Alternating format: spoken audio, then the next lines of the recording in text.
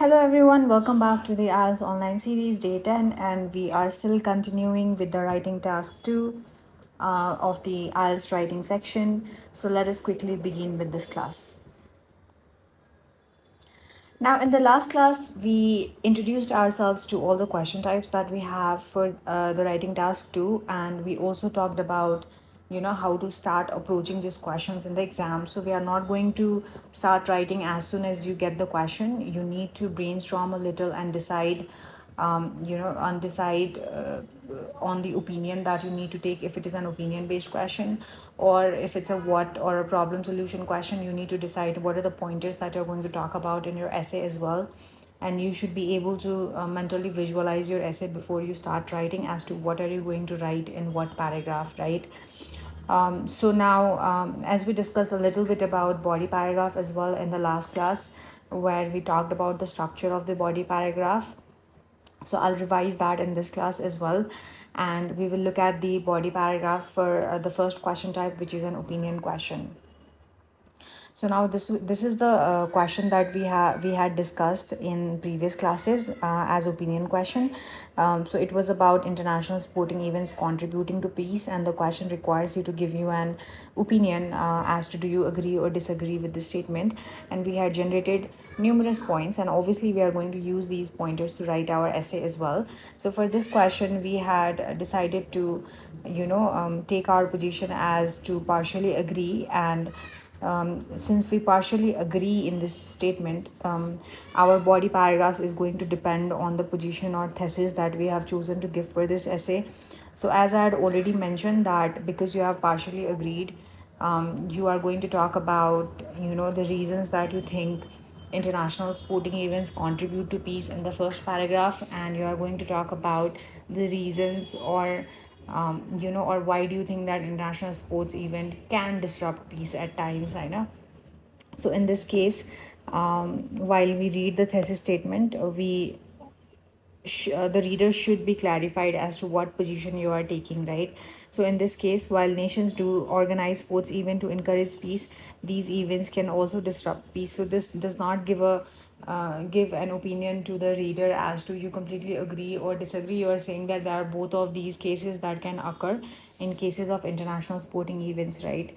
So now let us look at the first body paragraph for this question. Again, coming down to the structure that you can use, which we have also discussed in the previous class, is mention a topic statement first, then talk about main idea one. If you have any sub idea, which is basically an elaboration of the main idea, if you have any examples, mention that. The second one is main idea two, and the same structure of sub idea and examples, if any, right? And you can also write a concluding sentence if you want to. Obviously this is not compulsory, however a topic statement, mentioning of a topic statement should be compulsory. And this is how you can structure your body paragraph, both of the body paragraphs, in fact. Again, I also mentioned that you should talk about at least two main ideas in your essay. So when I say main idea, I basically mean the pointers that we had generated during noting about the question. So those pointers are going to act as your main ideas in this case as well. So now let us look at this sample body paragraph. So I have started with a topic statement, which is the international sports event leads to promotion of peace in multiple ways. So basically in this paragraph, the reader knows now that I'm going to talk about how does international sports event lead to promotion of peace and what are those ways. So first of all, which is a cohesive device, it ignites unity and harmony amidst people of different religion, culture and languages. So this is my first main idea, or the first main point that I had generated, which was unity and harmony. Then I'm elaborating it by mentioning a sub idea. Fans from all over the world gather at one place to celebrate the sport. For example, during the FIFA World Cup, people travel from miles to support their desired teams. So how is actually unity and harmony created by international sports event? For the fact that people travel from all around the world, and an example of an international sports event could be FIFA World Cup, where people do travel from all around the world, allowing them to exchange their cultures, religions and languages. Furthermore, which is another cohesive devices, now I have switched on to my second main idea, which is sports has been long idealized as a process of healing, mending fences, and eliminating differences between cultures and nations. So my second point, while noting, was maintaining diplomatic relationships. So I have mentioned that main idea here. For instance, the Olympics is long known for its vision of promoting peace and has brought people of war countries onto one stage to compete harmoniously, not hormonally, harmoniously, and promote the flag of peace, right? So instead of mentioning a sub idea here, I have just mentioned example. I have also mentioned another point, which is basically an elaboration of the same idea. Countries are known for using sports to make international gestures. These countries invite international players and through sports strengthen their political and economic ties. So there are two main ideas. The first one is unity and harmony, and the second one is maintaining diplomatic relationships, or being able to strengthen relationships between different kinds of countries. And I have further elaborated them by providing by writing more sub ideas and examples if there are any. So this is one way of writing a body paragraph for the question that we have discussed. Looking at the second body paragraph for this question, so I have used the connector on the other hand, which gives the reader an idea that now I'm going to talk about the other side as to why the international sports event can also disrupt peace. The world has also witnessed incidents in which such events have disrupted peace, which is again my topic statement. Now I'll mention my main idea one as to why I believe so. While sports knit the community tight on an individual level, differences might deepen on a macro level. The historical regional differences between neighboring countries such as India and Pakistan is an example where the sports season witnesses communal disputes and hatred in the community. At the same time, a rise in the social media abuse of players and teams related to a certain team is another side effect of such events, right? While supporters give love, a lot of negative and hate comments are also experienced by players and supporters, right? So these are a few negatives of how it can disrupt peace, and these are pretty basic reasons. But however, you should be able to display this structure where you so coherence in your writing, meaning it's basically the flow of idea is very smooth, and you're also using connectors wherever they are relevant. You should not make grammatical errors. You should show range of grammatical structures that right? And finally, we are going to write a conclusion. To sum up, the international sports event is a major driver of peace. However, this might also impose negativity and hatred, right? So this conclusion is in line with my thesis statement. So your conclusion should always be a rephrasing of your thesis statement, right? And that is how you can write a proper. Do not include new ideas in your conclusion. Always try to summarize whatever you have written in your essay. All right. So this was about the body paragraph or the complete essay of an opinion question, which or of an agree disagree question. Now, apart from the structure that we just discussed, which was main idea plus sub idea plus example, right? There are other structures as well that you can use, which is the first one is argument plus counter argument, and I also have an example here, meaning you give an argument and then you say that if you are disagreeing with that statement, you can give an argument on the behalf of that statement, and you can say that why that argument does not hold or it's not justified, right? So that's one way of presenting your ideas. For example, some people believe that the only way to prevent crime is to enforce stricter punishments. However, statistics show that more severe punishments do nothing to reduce crime rates.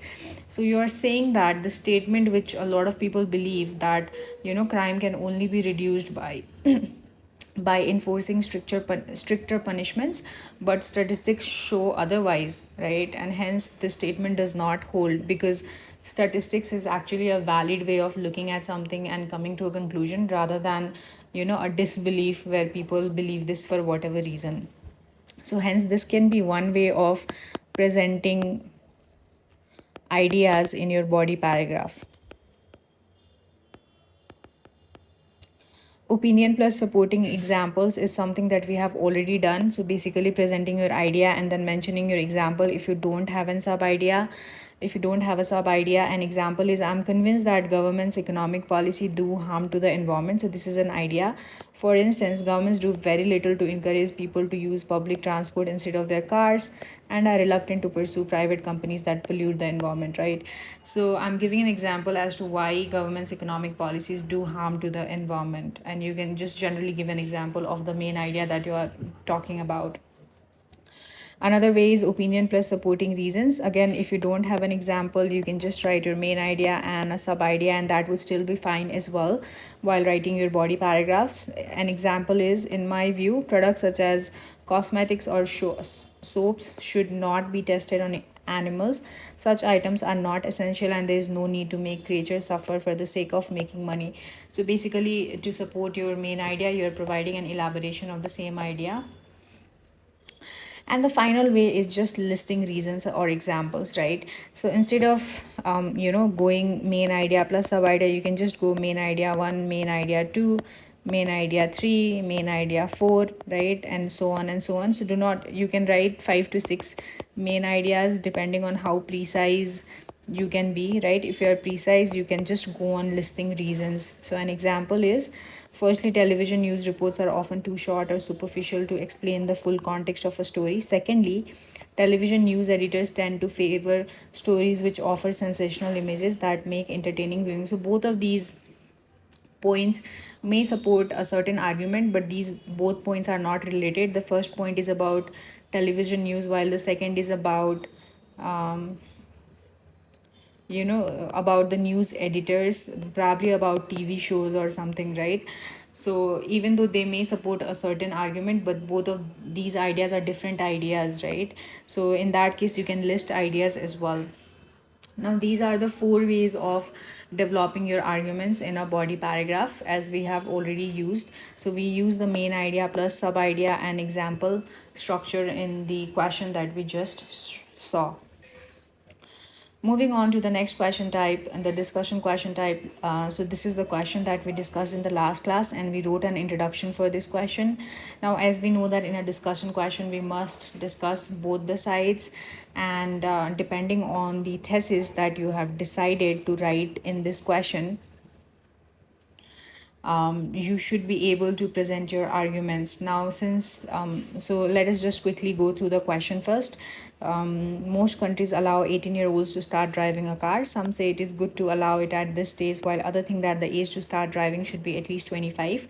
So the first view is that the country should allow 18 years old to drive a car, whereas the second side is about waiting till 25 for people to drive a car, right?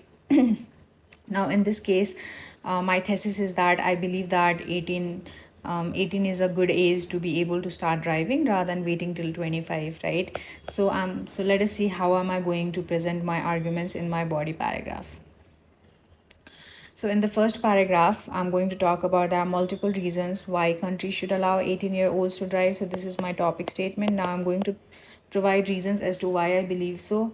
To begin with, globally 18 is considered legal age, being roughly based on the assumption that an 18-year-old is completely capable of understanding his or her surrounding and can take rational decisions. Thus, it would be only logical for us to deduce that teens are also capable to drive rationally, right? So my first main idea is the fact that 18 years old are actually considered legal citizens of any country, and hence they should also be eligible to drive. Furthermore, multiple research in the past have concluded that a person is more inclined toward learning during the adolescence period. Hence, it is better for one to learn driving at 18 than in any later age of their life. So, quick learning is my another point. Additionally, the excess of commute only eases the lives of these people, contributing in the independence and growth of teens. So, easy commute and independence is my third idea, right? By the age of 18, almost all kids are enrolled into a school or university, and many students who live from their school for commute to save time and energy. So this is basically an elaboration or a sub idea of the main idea, right?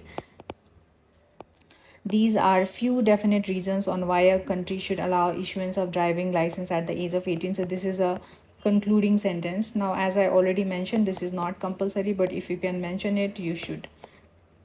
So I talked about 3 reasons, and in almost all the main ideas, I have provided a supporting idea or an example in this case. So let us look at the second paragraph for this question. Now, since my thesis statement was that, or my opinion was that, I completely agree for the license to be allowed at 18. So in the second paragraph, now I'm going to say that why 25 is not the right age. And since this is a discussion question, I need to talk from both the perspectives. I cannot just give pointers as to why I believe 18 is the right age. I must talk from the perspective of the 25, the age of 25 as well, right? So let us see this paragraph. Likewise, it would not only be a waste for a country to wait till 25 to issue driving licenses. It would only be a waste for a country to wait till. So this is my topic sentence. First of all, as obvious as it is, this would lead to more unlicensed drivers on the roads in case the public transportation of the country or a nation is undeveloped, meaning that if there are not enough public vehicles, obviously more people are going to not take their license and still use their vehicles that they have. This can lead to accidents and increase in illegal activities in a society, right? So my first main idea is basically increasing in unlicensed drivers, right?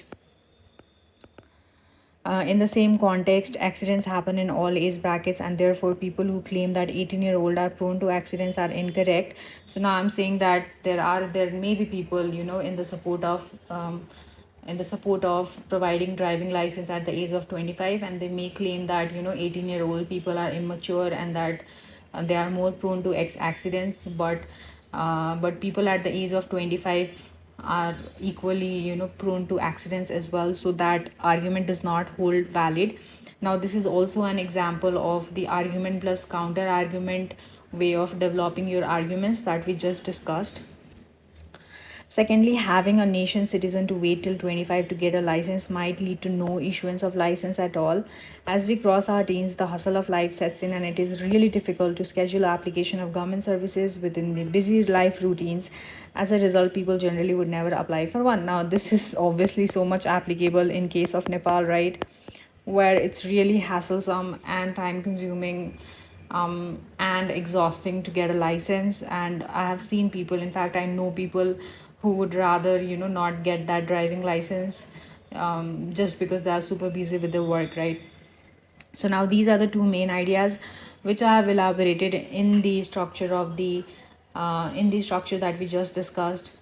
Basically a main idea plus sub idea, main idea plus examples, main idea listing reasons, and argument plus counter argument, right? So you can use these to develop your paragraph. Now let us look at the conclusion. Considering the benefits of allowing people uh, to drive starting from the age of 18, a nation would set the bar at the age of 18 and not wait till 25. A nation should set the bar. All right, so again, this is in line with my thesis statement, meaning I'm still emphasizing on the fact that 18 is the right age and waiting till 25 is basically a waste of time. All right, so this was about the entire essay for the discussion question. I hope that everybody is clear with the difference between an agree disagree question and a discussion question. If you have confusion, please go back to the previous video where I have talked in detail about how to differentiate between an agree disagree question and a discussion question. Moving on to the next question type, which is an advantage disadvantage question. Again, there can be multiple stems, which I have already discussed. Some question may ask you directly what are the advantages and disadvantages of a certain issue. Some question may ask your opinion as to which do you think outweighs which. Now in this case, we are talking about the second type, which is do you think that the benefits of this outweigh the problems? And basically by this it refers to a lot of students migrating abroad for education. And in this case, we decided with the thesis statement that there are numerous advantages of studying abroad, and I believe that the advantages outweigh the disadvantages.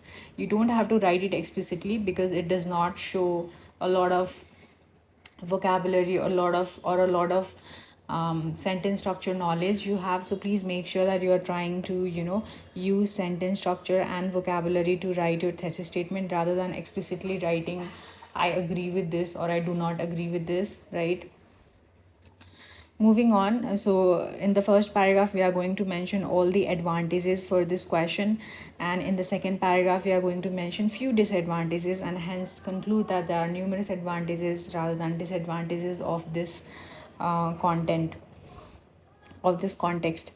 All right, so let us look at the body paragraph for this question. Students indeed have multiple personal and professional benefits that motivate them to pursue education abroad, especially in the context of developing and developed countries. So, this is my topic statement. So, what are the personal and professional benefits? First of all, the lack of quality education and the ancient learning pedagogy in their home countries cripples them to consider other countries as their study. So, my first is quality of education, right? So quality education is my first major point. For example, every year millions of students travel abroad to European and American nations from the least developed countries such as Philippines, Nepal, Bhutan, blah blah blah. So this is an example of this idea.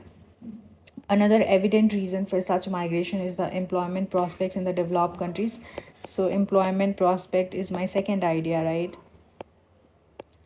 That ultimately leads to a high standard of living. Most of the developed countries accept citizens of other nations for inclusion and diversity and open schemes to hire international talents in multinational organization. And this is very promising to students who want to build a career in international at international platform, right? So I have two major points here and I have further elaborated them, and in one of the main ideas I've also provided an example. Now let us look at the body paragraph for the second body paragraph for this question. While most of the advantages of limits to individual gains, the side effects of this huge migration can indeed impact a country's economy.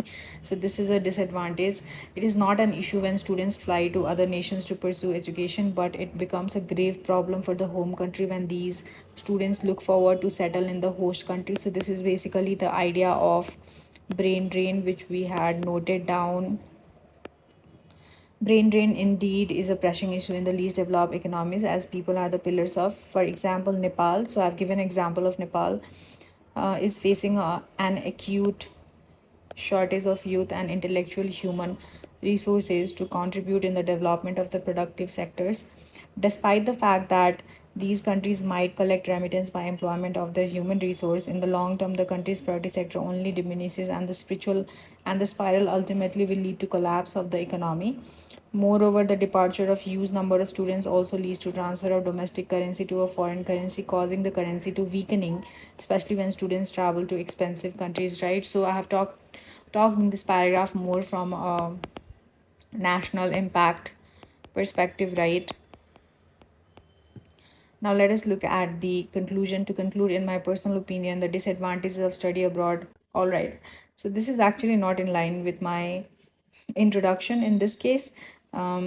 Advantages. So the advantages of study abroad overweighs the benefits. So it's not smaller, the benefits that it has to offer. Forgive me for the mistake that I have made here, but your conclusion should always be in line with your thesis statement. All right. Now that should be it for today's class, and in next class we'll talk about the remaining two question types, and we'll look at the answers for the remaining two question types that we have discussed, and I think we'll be done with the writing task too. All right, that should be it for today's class. I'll see you guys in next. Thank you.